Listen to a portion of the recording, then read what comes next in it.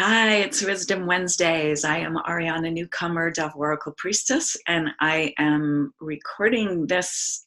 Usually I do this as Facebook Live, but Facebook has some weird glitch going on today, so lives are not working.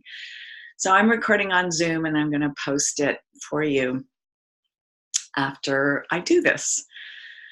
So today is about these wonderful energies that we have available to us now in this eclipse season that we're in. We just had a full solar eclipse yesterday and a new moon. So the new moon energies and the full solar eclipse energies both have this aspect of the dark in them that encourage us to just go within and be with our own shadow, see what needs to be released, see what needs to be brought up into the light and treated with love and compassion, and perhaps transformed, to look at what we want to release and let go of in our lives. And the new moon is also in Cancer. Cancer is a water sign.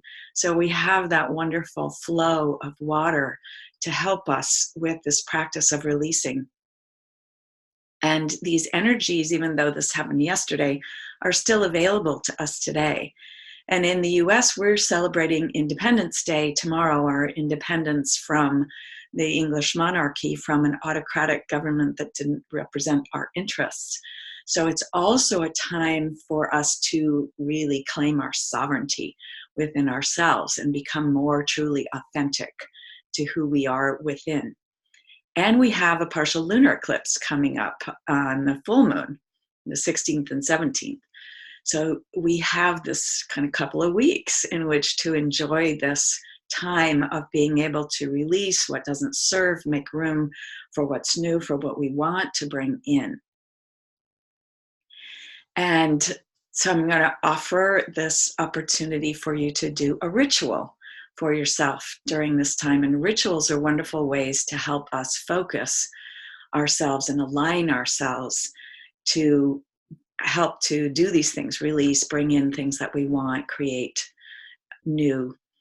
And a ritual can be very simple. It can be more elaborate. I'm going to give you the sort of general outline. I recommend that each person create really their own ritual because it's more profound and powerful when we make it our own. So I encourage you to just take this basic outline and make it your own, make it for yourself. So another thing that this time of the eclipses and the new moon going into the full moon gives us is this opportunity to shift perspectives and mindsets. So consider that when you're creating your rituals. So here's the kind of basic outline. You be in a quiet space, you create sacred space, you clear your space, you set intentions, you receive information, do some writing, and first we're going to do grounding before that. And then you give thanks and you close your ritual. So I like to use, for clearing my space, I like to use this, which is a product called Clean Sweep. It's from a company called Energy Tools International, and they infuse things with subtle energies. So this is just plain water, which is infused with the energies that help clear negativity. So you can just spray this. It's really simple and easy. You can do smudging if you like to do that. You can also use bells or chimes or singing bowls. Sound can help clear our space as well, or tuning forks. So you want to find your space, clear your space with Clean Sweep or sound or smudging, or an essential oil spray sometimes can be very helpful for that too, for clearing the space. And then you want to set sacred space. And you can do that by something as simple as just lighting a candle. Bringing in this element of fire can be helpful and useful. Fire helps us release. It can help burn away what doesn't serve. And also looking into the flame can help us shift our perspective and learn to see in a different way. But if it's not appropriate to use a candle, just use some sacred items, perhaps create an altar, or just hold the intention that you are creating sacred space. And you can even do this outside and in nature. Nature gives us sacred space all the time. And of course, if you're in fire-prone areas like we are here in California, no candles outside, right? And you're going to want to have some paper and pen to write with. So then we're going to, after clearing the space, setting the sacred space, we're going to begin by grounding. And I'm going to take you through a little grounding right now. So the first thing that I always do and do with clients is we connect with breath. And we begin to consciously slow and deepen our breath. And we take a number of nice, slow, long, deep breaths with a soft belly, so the diaphragm can really move down, so we can really fill our lungs with air. And one of the great blessings of consciously slowing and deepening our breath is that it automatically shifts us from our fight or flight nervous system into our calming and centering nervous system.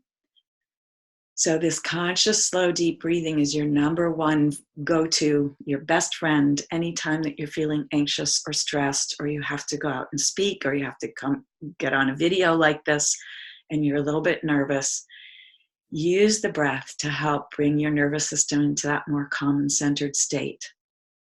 So breathing deeply, and continue throughout this practice, throughout the ritual, with this conscious, slow, and deep breathing.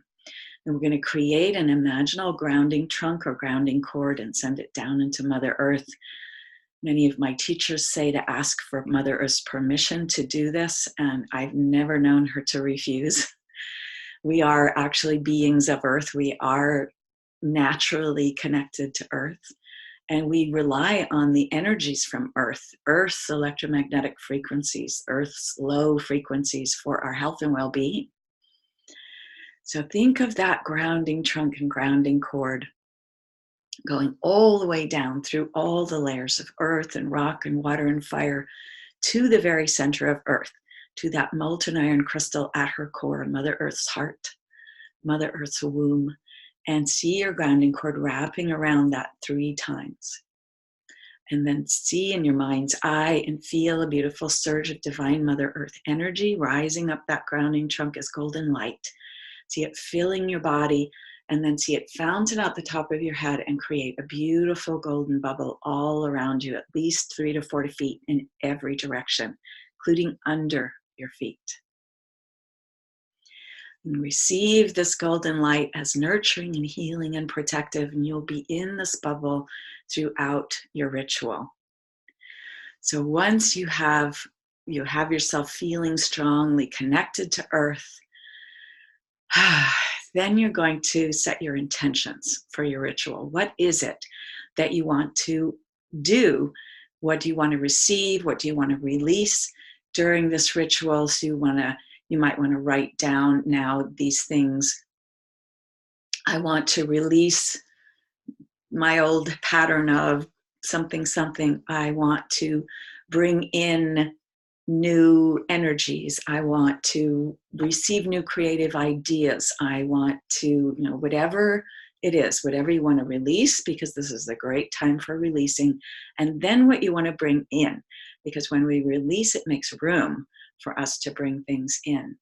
So write things down. You also may want to ask for clarity about what shadow aspects of myself do I need to bring into the light and look at and work with love and compassion, and perhaps transform. What do I truly desire for myself next? What do I need to be more of my authentic self? How can I best bring my soul purpose work into the world in a greater way? So all these different kinds of questions are great things to start with writing down, to set your intention. So you're going to set your intentions to receive and to clear and to release. So once you have written these things down, you make a declaration that you're now ready to receive. And then begin to allow yourself to receive and write. It's really great to just allow yourself to write in stream of consciousness, or even make a voice memo on your phone. If that's easier, sometimes that's quicker. You can just speak into your phone and allow whatever wants to come to come. Just keep allowing. Just keep allowing. Let go of the judgment, suspend the judgment, suspend the need for perfection. There's no way to do this wrong. You're not going to do it wrong. You connected yourself to earth. We're connected to spirit by writing down these intentions. And so just receive. Allow yourself to continue to write or record as long as you want. And when that kind of runs down to a close, now you're going to make a request. So you're going to request from the universe, from creator, from source, from God, whatever your word is, your way of connecting with what is larger and greater than ourselves. Make a request. What would you like assistance with right now? What do you really desire right now? What are you going to ask for? And also write that down and make that ask to creator, to source. And once you have made your requests, then you're going to see it as so. See it as so already. Rather than seeing it as I'm going to have this in the future, run a little movie through your mind and just imagine yourself actually having what you have requested. And what does that feel like? Really feel it. Feel those emotions, what it feels like to have already what you have requested. And then we give thanks. We thank Creator, Source, God, Universe. We thank any spirit guides that have come to give us information.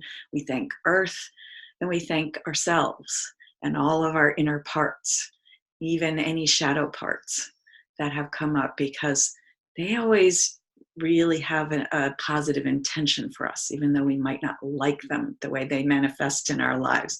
But the more we can treat them with love and compassion, the more they can become allies instead of saboteurs for us. So you're giving thanks, and then in closing, at the end, you might say a final prayer. You can just make this up for yourself and blow out your candle, or use sound again to close your ritual, close the circle. So those are suggestions for a ritual that you can do during this eclipse season, this time of releasing and renewal, so that you can use these energies for your best and greatest good. I've also been talking about the coherence practices that I have been receiving from a guide of mine, and I'm getting ready to teach these. I'm gathering the first group that will be receiving these practices. And they are designed to create energetic coherence between all 5 intelligences that we carry as both human and divine beings. So earth, womb, or dantian or hara for men, heart, brain and third eye, and spirit.